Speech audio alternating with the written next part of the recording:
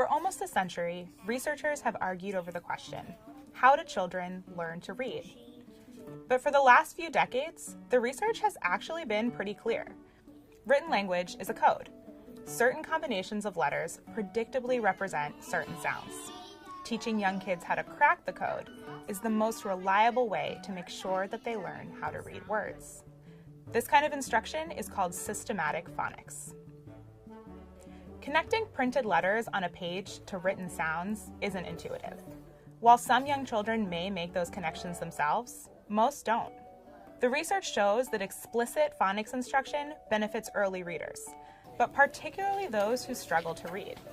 That's because small strengths or deficits at the start of reading compound over time. Of course, there is more to reading than seeing a word on a page and pronouncing it out loud. Children need to make meaning out of the words they read.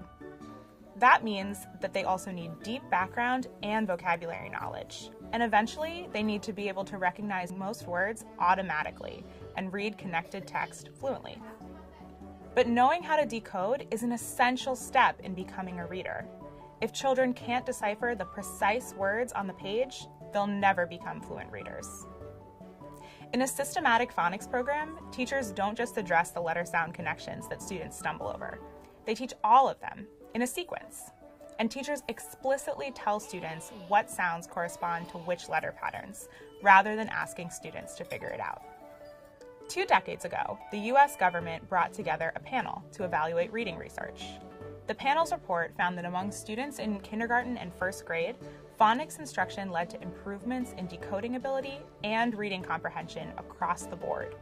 Children at risk of developing future reading problems, children with disabilities, and children from all socioeconomic backgrounds all benefited. Neuroscience research has since confirmed that explicitly teaching these skills helps people learn how to read new languages more quickly. Of course, phonics instruction, like all teaching, can and should be differentiated to meet the needs of individual students. Once a student knows a sound or phonics skill, he should move on. Many early reading classrooms teach students strategies to identify a word by guessing, using context clues and pictures. Neuroscience studies have found that guessing is a much less efficient way to identify a new word. It's what struggling readers do, not proficient ones. Phonics is essential, but understanding the alphabetic code doesn't automatically make students good readers.